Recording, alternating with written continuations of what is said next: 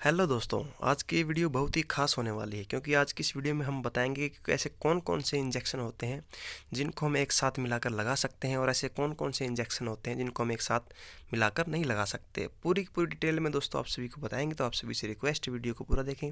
अगर आप चैनल पर भी नहीं तो चैनल को भी आप सब्सक्राइब कर ले। तो चलिए दोस्तों, वीडियो को हम स्टार्ट कर लेते हैं।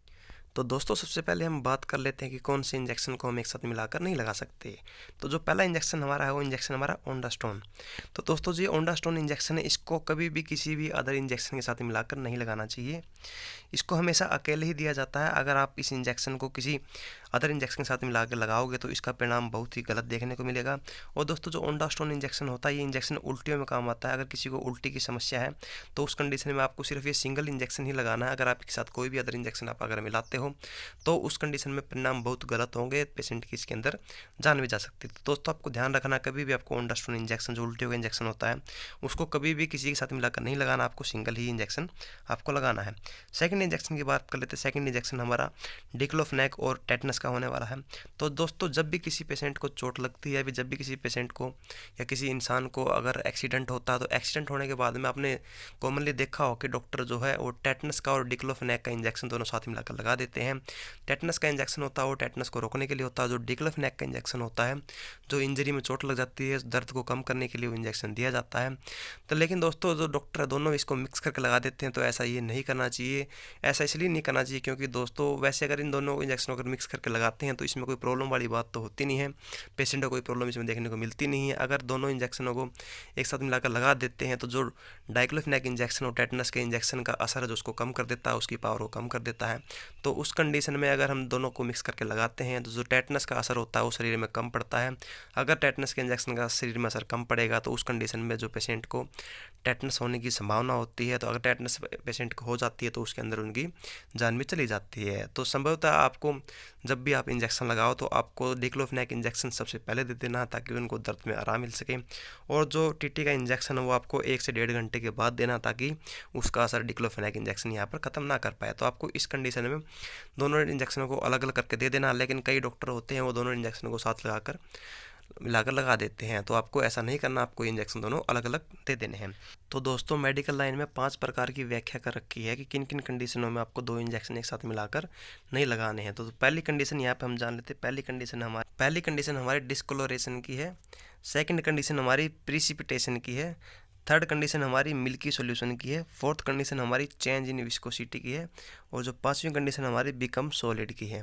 तो दोस्तों स्टेप बाय स्टेप आपको बताएंगे। जो पहली कंडीशन है डिस्कोलोरेशन की, उसके अंदर क्या होता है, जब भी हम कोई 2 इंजेक्शन एक साथ मिक्स करते हैं तो अगर दोनों इंजेक्शन एक साथ मिक्स करने के बाद में उनका कलर अगर चेंज हो जाता है, मान लो अगर दोनों को इंजेक्शन और ट्रांसपेरेंट कलर के हैं, अगर दोनों इंजेक्शन को एक साथ हम मिक्स करते हैं तो मिक्स करने के बाद में अगर उनके कलर में चेंजिंग आता है, लाल पीला हरा, अगर उनका कलर चेंज हो जाता है तो उस कंडीशन में आपको इंजेक्शन नहीं लगाने, आपको तुरंत वो इंजेक्शन फेंक देने हैं। जिस भी आप में डिस्पो में उन्होंने भरा है वो डिस्पो आपको फेंक देने हैं। आपको इंजेक्शन एक साथ में कभी भी यूज नहीं करने, आप अलग अलग इंजेक्शन उनको लगा सकते हो, एक साथ आपको इंजेक्शन ही नहीं लगाने हैं। तो पहली कंडीशन हमारी डिस्कलरेशन की है। जब भी इंजेक्शन को फील करते हो अगर कलर चेंज होता है तो वो इंजेक्शन आपको नहीं लगाने। दूसरे जो हमारी कंडीशन वो है प्रेसिपिटेशन की। अगर हम 2 इंजेक्शन एक साथ मिलाकर लगाते हैं तो अगर दोनों इंजेक्शन एक साथ मिलाकर लगाने के बाद में अगर उनमें छोटे छोटे से क्रिस्टल बन जाते हैं, जैसे छोटे छोटे स्टार से अगर उसमें बन जाते हैं, तो उस कंडीशन में भी आपको इंजेक्शन यूज नहीं करने हैं। वो कंडीशन हमारी प्रेसिपिटेशन कहलाती है। तो उस कंडीशन में आपको जो इंजेक्शन आपने भरा वो इंजेक्शन आपको फेंक देना, वो इंजेक्शन आपको यूज नहीं करना है। थर्ड यहाँ पर मिल्की सोल्यूशन रहने वाला है। अगर 2 इंजेक्शन हम एक साथ मिक्स करते हैं, मिक्स करने के बाद में अगर उनका कलर है जो दूध का जैसा हो जाता है, उनका कलर सफ़ेद सफ़ेद सा हो जाता है, यानी अगर उनका कलर जो फट जाता है, तो उस कंडीशन में भी आपको वो इंजेक्शन नहीं लगाने हैं। उस कंडीशन में भी आपको इंजेक्शनों को फेंक देना है, आपको वो इंजेक्शन एक साथ मिलाकर नहीं लगाने हैं। तो आपको अलग अलग वो इंजेक्शन आप लगा सकते हैं। अगला हमारा यहाँ पर जो कंडीशन वो होती है चेंज इन विस्कोसिटी। तो चेंज इन विस्कोसिटी के अंदर क्या होता है कि जब भी हम 2 इंजेक्शन एक साथ मिक्स करके लगाते हैं तो जो इंजेक्शन होते हैं उनमें अगर ज़्यादा गाढ़ापन आ जाता है या फिर अगर वो इंजेक्शन ज़्यादा पतले हो जाते हैं तो दोनों की दोनों कंडीशन में आपको इंजेक्शन एक साथ मिलाकर नहीं लगाने हैं। अगर इंजेक्शन इंजेक्शन ज़्यादा गाढ़ा हो जाता है तो उसमें भी प्रॉब्लम होती है, अगर इंजेक्शन ज़्यादा पतला हो जाता है तो उस कंडीशन में भी प्रॉब्लम होती है। तो आपको वो इंजेक्शन फेंक देने, आपको इंजेक्शन यूज़ नहीं करने। अगर आप ऐसे इंजेक्शन को यूज़ करते हो तो पेशेंट में इसकी जान जाने का भी खतरा रहता है। अगले यहाँ पर हमारी कंडीशन होने वाली है बिकम सॉलिड की, यानी अगर आप दो इंजेक्शन को एक साथ मिक्स करते हैं, अगर इंजेक्शन दोनों मिक्स करने के बाद में सॉलिड हो जाते हैं यानी वो जम जाते हैं, तो जमने की कंडीशन में भी आप उस इंजेक्शन को आप नहीं लगा सकते, वो भी आपको इंजेक्शन तुरंत फेंक लेने हैं। तो दोस्तों यहाँ पर मैंने आपको बता दिया है कि कौन कौन से इंजेक्शन आप एक साथ मिलाकर नहीं लगा सकते। आशा करता हूँ कि आप समझ गए हो कौन से इंजेक्शन एक साथ मिलाकर आपको नहीं लगाने हैं। तो चलिए दोस्तों अब हम बात कर लेते हैं कि कौन कौन से इंजेक्शन को हम एक साथ मिलाकर लगा सकते हैं। तो जो हम एक साथ इंजेक्शन को मिलाकर लगा सकते हैं वो इंजेक्शन, पहला इंजेक्शन हमारा आता है, सबसे पहला इंजेक्शन हमारा आता है एविल और डेक्सोना का। एविल और डेक्सोना दोनों इंजेक्शन में एक साथ मिलाकर लगा सकते हैं। जो एविल होता है इसके अंदर फिनार्मिन मैलेट साल्ट होता है, जो डेक्सोना होता है वो एक सेट्राइड इंजेक्शन होता है। एविल इंजेक्शन का यूज जो खुजली के लिए होता है, एलर्जी के लिए इसका यूज किया जाता है, और जो डेक्सोना है सेट्राइड है इसका भी यूज़ है जो एलर्जी के लिए यूज किया जाता है। तो आप दोनों इंजेक्शनों को आप मिक्स करके आप लगा सकते हो। मिक्स करने के बाद में जो पेशेंट को कोई भी कॉम्प्लिकेशन देखने को नहीं मिलेगी। ये दोनों इंजेक्शन सेफ है, इसको आप लगा सकते हो। अगली हम बात कर लेते हैं, अगला इंजेक्शन हमारे यहाँ पर डेरिफाइलिन प्लस डेक्सोना का होने वाला है। डेरिफाइलिन डेक्सोना भी इंजेक्शन आप एक साथ मिक्स करके लगा सकते हो, क्योंकि डेरिफाइलिन जो इंजेक्शन होता है वो इंजेक्शन सांस की प्रॉब्लम से रिलेटेड होता है। अगर किसी को दमा की प्रॉब्लम है तो उस कंडीशन में इस इंजेक्शन को दिया जाता था कि उसको सांस प्रॉपरली आ सके। और जो डेक्सोना इंजेक्शन होता है ये भी एक स्टेरॉइड इंजेक्शन होता है, ये भी जो सांस की दिक्कत को ठीक करने के लिए यूज़ किया जाता है। तो आप डेरिफाइलिन डेक्सोना दोनों इंजेक्शन का यूज़ करके आप पेशेंट को लगा सकते हो, जिसमें कोई प्रॉब्लम देखने को नहीं मिलेगी।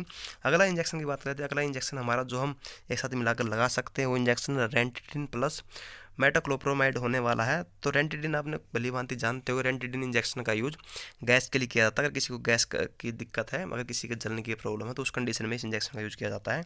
और जो मेटाक्लोप्रोमाइड इंजेक्शन होता है उस इंजेक्शन का यूज जो उल्टी के अंदर किया जाता है। तो आप एक साथ मिक्स करके लगा सकते हैं गैस की प्रॉब्लम के लिए और उल्टी की प्रॉब्लम के लिए। तो इस इंजेक्शन को यूज़ करने में भी किसी की कोई समस्या पैदा नहीं होगी, ये इंजेक्शन भी सेफ़ माना गया है। उसके साथ साथ में एक इंजेक्शन और होता है जो काफ़ी कॉमनली यूज़ किया जाता है, जेंटा प्लस डेक्सोना, यानी जेंटामाइसिन प्लस डेक्सोना। इस इंजेक्शन को भी काफ़ी कॉमनली यूज़ किया जाता है। आपने कई बार देखा होगा डॉक्टरों के पास दो वाइल होती है, एक जेंटा की और डेक्सा की।